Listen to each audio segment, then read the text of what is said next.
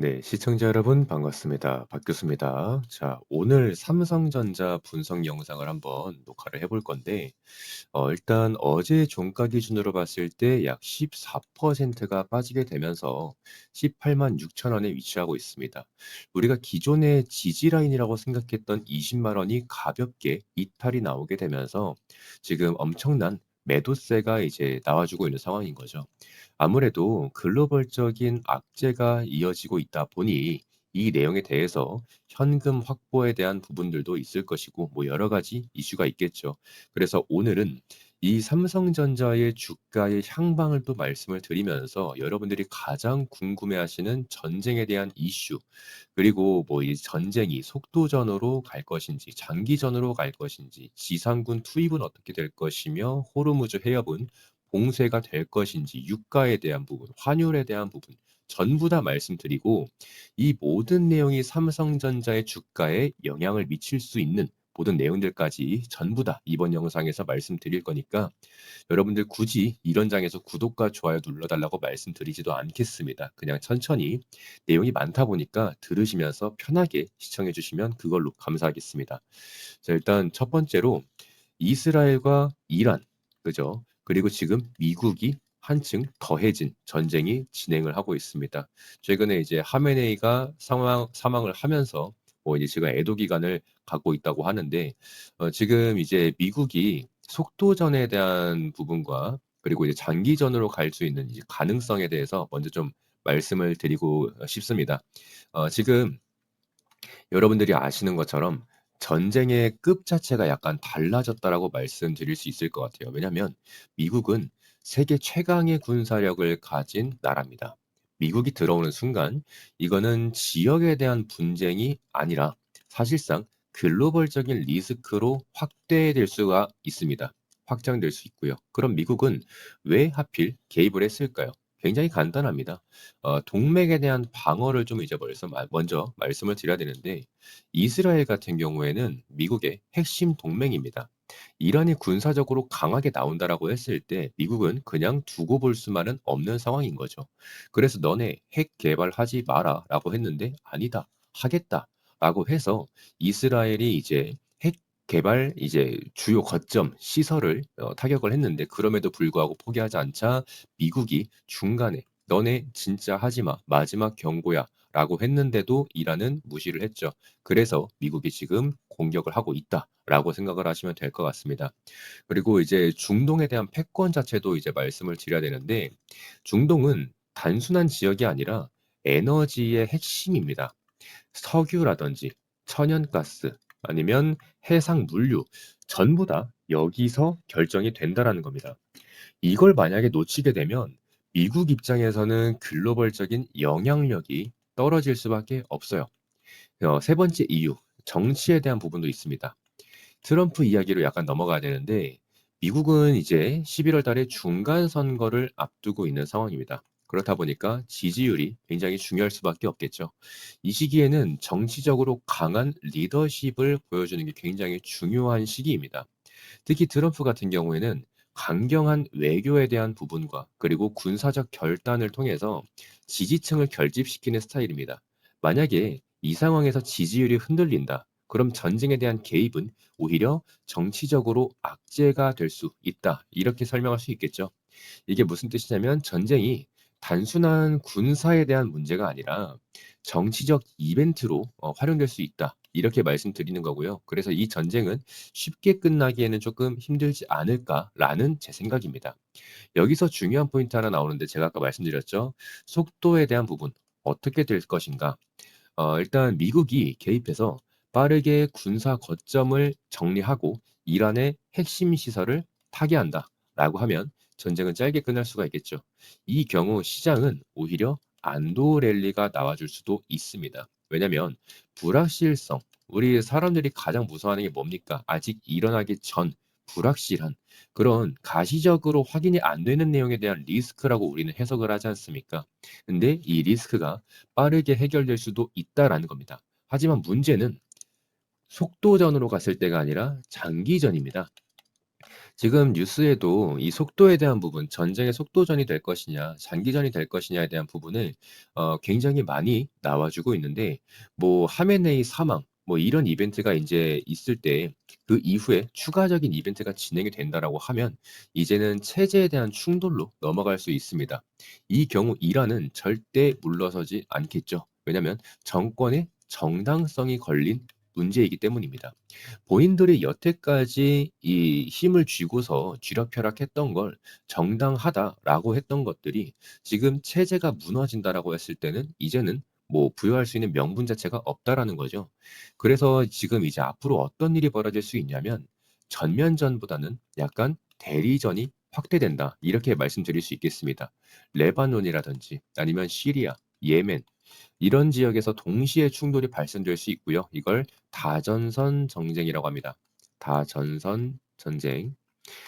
이렇게 되면 전쟁은 길어질 수밖에 없습니다. 그리고 인제 지상군에 대한 투입도 말씀을 한번 드려 봐야 되는데 여러분들도 아시겠지만 또 이제 군대를 다녀오신 분들은 아실 거예요. 이게 공습이라는 부분은 굉장히 제한적입니다. 하지만 지상군이 들어간다라는 건 이제부터는 점령을 의미한다는 거죠. 땅덩어리를 먹힌다라는 겁니다. 점령이 시작된다라고 하면 전쟁은 무조건 길어질 수밖에 없고요. 추가적으로 비용에 대한 문제가 엄청나게 증가할 수밖에 없습니다. 이게 시장에 어떤 영향을 주냐면 무조건 돈이 빠질 수밖에 없어요. 돈. 전쟁이 커질수록 투자자들은 위험을 피하려고 하겠죠. 당연히 지금 같은 장대 음봉처럼요. 그래서 주식을 팔고 달러라든지 아니면 뭐 이제 안전자산이라 있지 않습니까? 안전자산으로 현금을 이동시킨다라는 거죠. 이때 가장 먼저 빠지는 것이 바로 신흥국입니다. 우리나라도 포함되는 거죠. 그래서 삼성전자도 지금 외국인에 대한 순매도세가 증가를 하게 되면서 주가가 눌리는 흐름이 나오고 있다라는 겁니다. 이제 가장 중요한 이야기로 한번 들어가 봐야 되는데 이 호르무즈 해협 봉쇄에 대한 이야기입니다. 이 해협은 전 세계 원유의 약 20%가 지나는 길이라는 거 여러분들도 아실 겁니다. 이란은 이 지역을 통제할 수 있는 자리입니다. 통제할 수 있는 위치에 있고요. 만약 이란이 보복성으로 지금 이 해협을 봉쇄한다. 지금 이미 민간 선박에 대해서 이제 미사일을 쏘고 있고 사망자도 나오고 있는 상황입니다. 사망자 1 명, 제가 알기로 사망자 1 명에 부상자 4 명으로 알고 있는데 이런 내용들이 지금 당장이지만 이게 제가 영상 녹화를 하고 또 이제 업로드할 때쯤에 실시간으로 또 인제 업데이트가 되는 내용들이기 때문에 지금 발이 묶여 있는 선박만 거의 한 700 척이 된다라고 제가 알고 있어요. 그래서 지금 이런 식으로 뭐 인제 통상 이 통항이 지금은 이제 좀 진행이 안 된다라고 하면 이제 유가가 폭등할 수 있겠죠. 유가에 대한 폭등이 있을 수 있고 이건 거의 필연적인 결과를 맞이할 수밖에 없다. 유가가 올라가면 전 세계 물가가 같이 올라갑니다. 뭐 운송비라든지 아니면 전기료라든지 아니면 생산비 이런 것들이 전부 다 유가와 엮여 있기 때문이죠. 이걸 우리가 흔히 말하는 인플레이션이라고 합니다. 인플레이션이 올라가면 금리가 내리기 힘들어집니다. 그죠? 그럼 '금리가 내려갈 거다.'라고 기대했던 기대감 자체는 다시 한번 우려감으로 바뀌게 되겠죠. 우려감, 두려움, 공포에 대한 심리 이런 식으로 주식 시장에는 불리하게 작용될 수밖에 없어요. 특히 기술주라든지 아니면 반도체 이쪽이 가장 먼저 영향을 받는다 이렇게 알고 계시면 될 것 같고요. 따라서 지금 삼성전자도 주가에 대한 압박을 받고 있다라고 생각하시면 될 것 같습니다. 그리고 이제 환율에 대한 이야기도 한번 짚고 넘어가 보도록 할게요. 환율. 전쟁이 커지면 달러가 강세를 보입니다. 그리고 이제 원화는 약해지겠죠. 삼성전자는 수출 기업이에요. 그래서 환율이 오르게 되면 실적에는 도움이 되겠죠. 환율이 오르니까. 하지만 문제는 이 환율이 급등할 정도면 이미 시장은 무너지고 있다라는 겁니다. 그래서 실적이 좋아진다라고 하더라도 주가는 눌리는 거죠. 이게 지금 시장에서 가장 어려운 포인트라고 좀 이제 말씀을 드릴 수 있겠는데 마지막으로 이제 중장기적인 관점으로 또 한번 말씀을 드리자면 전쟁은 길어질수록 각국은 공급망을 재편할 겁니다. 그렇죠. 반도체는 이제 단순 산업이 아니라 국가 안보와 직결된다라고 보시면 됩니다. 그래서 삼성전자 같은 기업은 더 중요한 위치로 갈 수 있다. 정리하자면 미국이 이제 지금 개입을 하면서 전쟁에 대한 규모가 확대되고 있다. 그리고 호르무즈에 대한 봉쇄에 대해서 이제 유가는 폭등을 할 것이고 인플레이션으로 이어질 거다. 금리에 대한 압박을 받는다면 기술주는 하락을 보일 것이고 외국인에 대한 자금의 이탈이 나온다고 하면 삼성전자에 대한 수급이 약화될 것이다. 그리고 환율에 대한 상승을 여러분들께 말씀드렸고 실적에 대한 개선과 그리고 주가에 대한 부담 이 두 가지를 우리가 같이 좀 체크를 해봐야 한다. 그리고 공급망에 대한 재편을 봤을 때는 이제 중장기적으로 봤을 땐 수혜를 입을 수 있다. 이렇게 좀 정리할 수 있겠습니다. 그래서 지금 시장은 단순하게 올라갔다가 내려갔다가 이런 식으로 생각할 것이 아니라 어떤 시나리오로 갈 것인가에 대한 실시간 업데이트가 좀 필요하다라고 말씀드릴 수 있겠고요.